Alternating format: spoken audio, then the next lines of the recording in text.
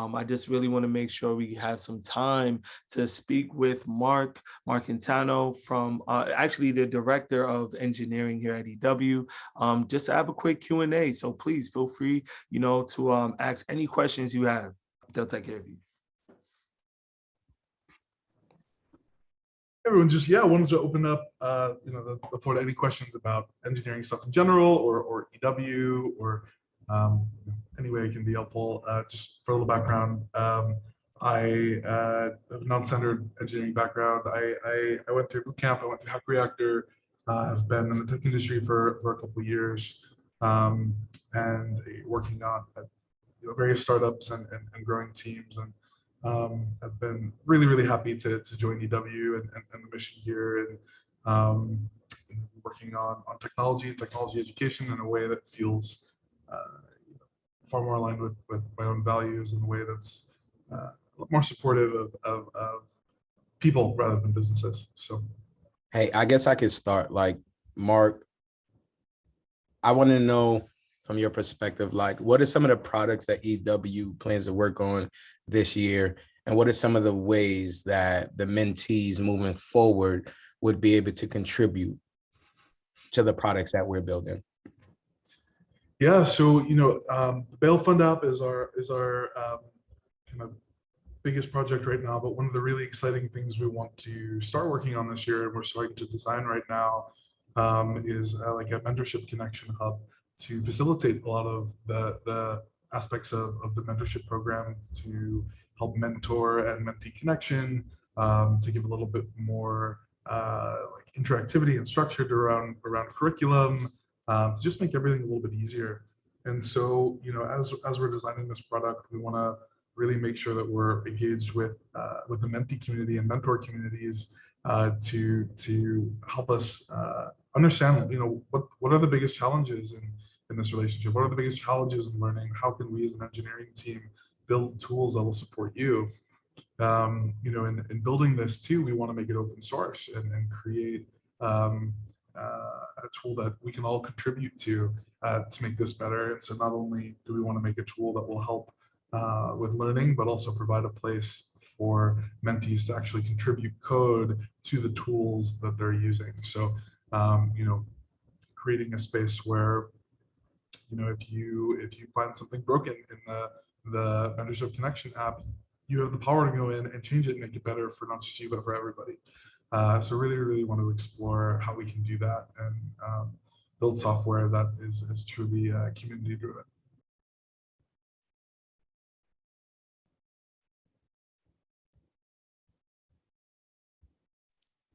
Hey, so I'll just jump in because I don't see anybody else's hands up, but I'm curious as far as like EW working within the community, a lot of the community engagement projects and stuff like that.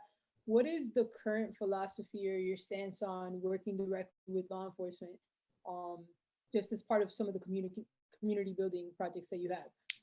Sorry, I mentioned that working directly with law enforcement. Like, so if there's like a project, for example, here in New York City that requires, I don't know, well, yeah. So like, does EW as part of your philosophy, like, do you work within some of these local agencies, precincts, and stuff like that to provide community support, or is there like a part of the mission or vision and the way that you're putting things together? Does it avoid that, or I don't know what the stance is. So I guess that would be my question.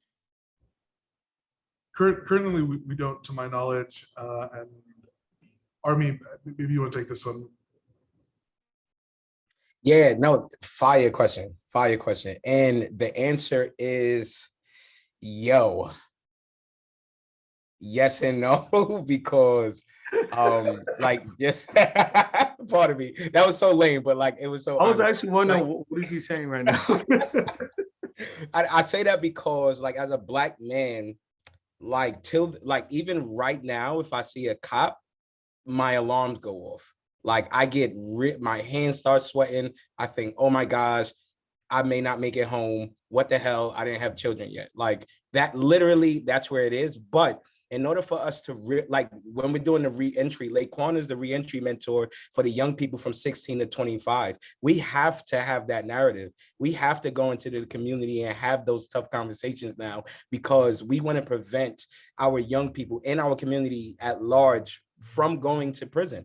We want to be on the front line and having these conversations so that the community is safe enough to police itself, that, you know, we're providing people to pushing people to ATIs and even post-release support, and like the system supports that.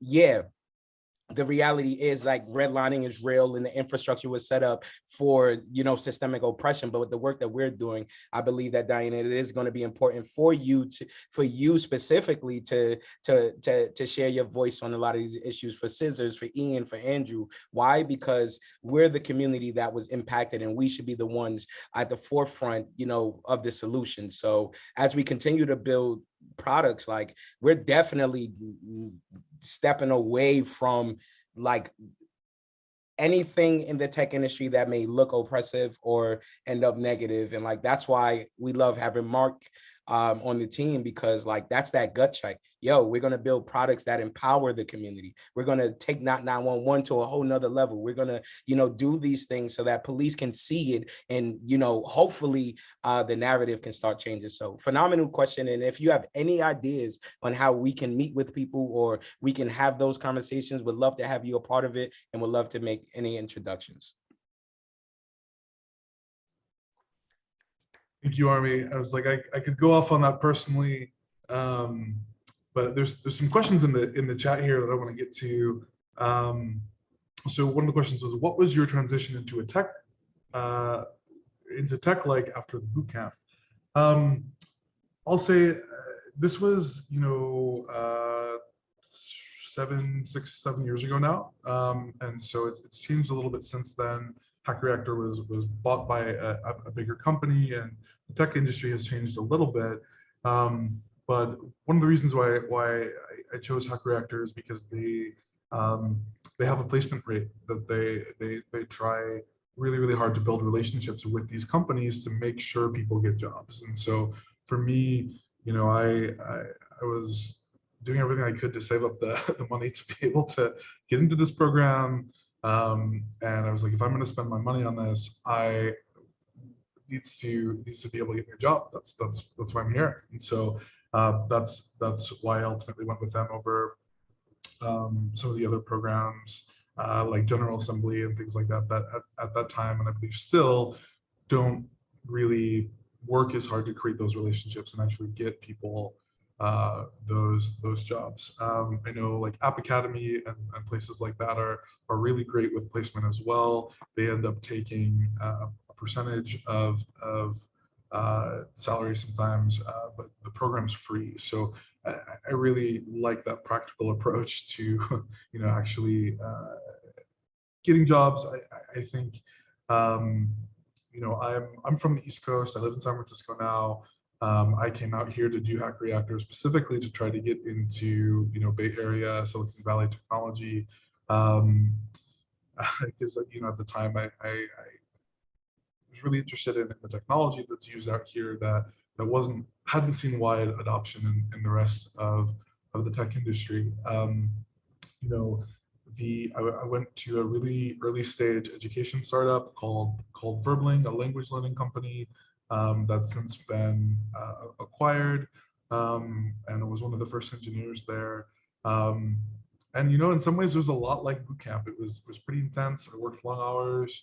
It was scrappy in the sense that, like, you know, we're all kind of figuring it out as we went along. And so I really like those small company experiences because you learn so much. And typically they are more relationship based, where you know, if you have a good relationship with the founder of the company or the you know, the one of the first engineering hires or something like that, there's a lot more space to be a real human being and bring all that to work instead of just being a cog in the machine like you can find at bigger companies.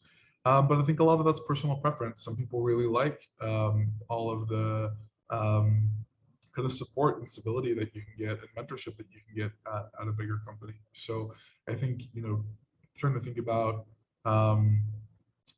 what your working style is and kind of what you want to do. Do you like being super focused and heads down on a certain type of technology? Maybe then go to a bigger company where you'll have deeper focus on a smaller part of the big picture. Or do you like kind of hacking around and playing with a bunch of different things and higher stress? But like startups are like that. I mean, you get to do things even outside of engineering, get into leadership and mentorship. And sometimes I had to do things that were like a little finance oriented or do a little bit of front end design or something like that. And so I feel like the work ethic of so many people here at EW is so strong. The motivation to fight for it and figure it out for yourself. I think that tenacity and that strength would be really, really valuable at a startup. And if you like the kind of learning that you're experiencing here and you like pushing yourself in that kind of way, there's I think it's the best way to keep learning and really challenge yourself. Let's see. So Hack Reactor pros and cons. Hack Reactor is expensive. It's really expensive, and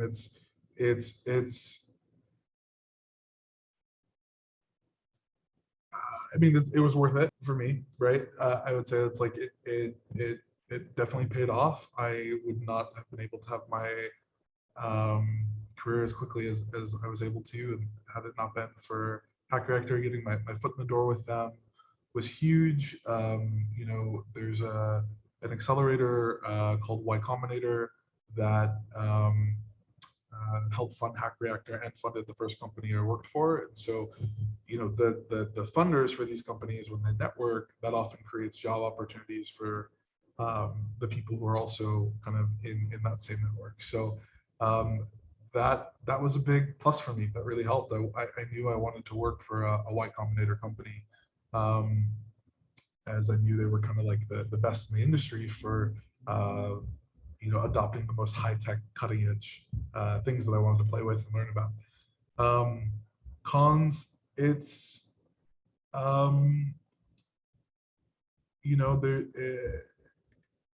they have not figured out how to make their curriculum super accessible, right? Like I think there's a lot of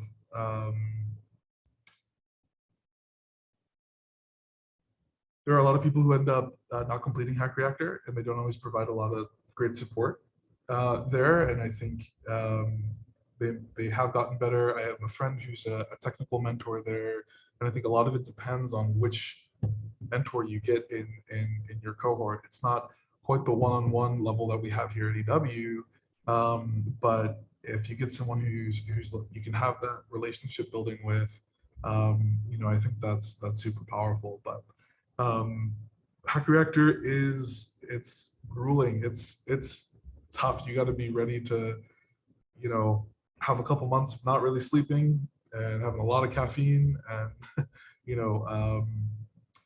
pushing through a lot of imposter syndrome and just being like, hey, I can do this.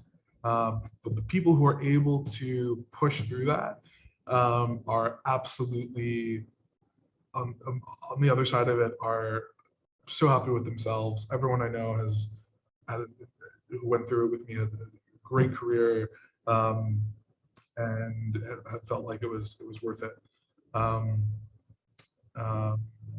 I strongly believe that anyone and everyone can learn how to code. It's not some magical special thing. Like engineers, I think sometimes like to talk about it like it's, they have this secret magical knowledge, but it's a skill just like any other skill, and it's a super powerful skill, and they stand something to lose by other people learning it. And so I think if you want to learn the fastest and move up as quickly as you can, a boot camp, Hack Reactor in particular, is I think one of the fastest ways to get there.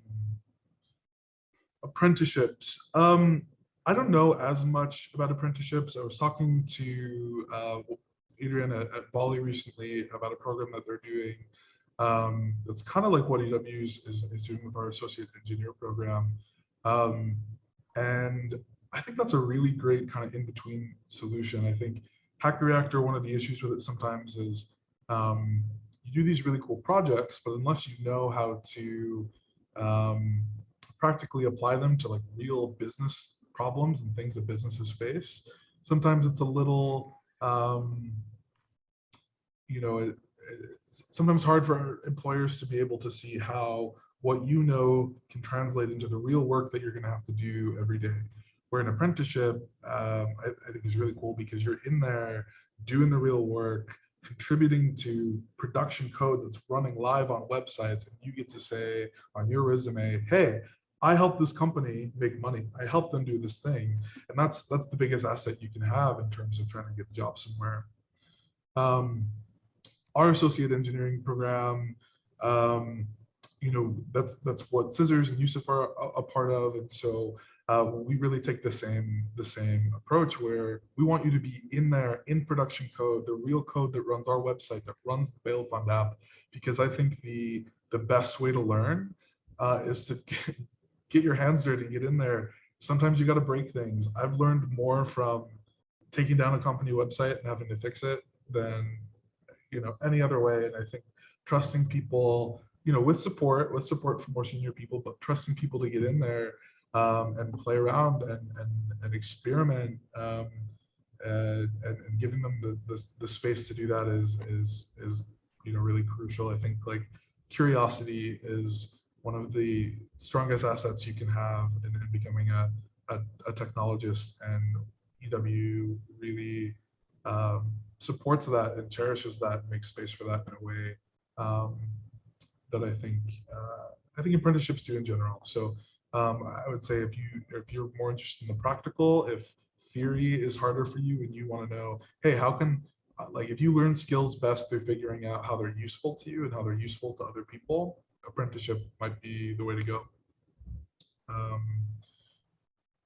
Great question about mental health. It's tough. It's really tough. I feel really, really lucky. I think therapy is important. Armin? No, I'm going after you. No, please finish what you're saying. Cool. Yeah, I mean, the last company I was at was a meditation company, and so meditation and mindfulness have been important for me. But I think that's only one piece of the puzzle. Like I am so lucky to work at EW where I have a community of people where my feelings and my mental and emotional health is important. So I'm able to bring that to work and bring that up and feel supported and say, hey, today I'm not going to be able to work at 100% because something's going on in my life, or I need some space to process something. And the trust and understanding that we have is crucial, for me to be able to do that. And also the space to rest and step away from things sometimes. Specifically related to, the justice system, I have people I'm really close with who are justice involved and currently incarcerated, and it's a really real thing in my life, and hearing the stories, especially working with bail funds and with immigration bail funds, and the truly horrifying things that are happening in this country right now is tough, and I feel like there's two sides of it. There's part of it that like gives me fire in the belly. That's like, what we're doing here.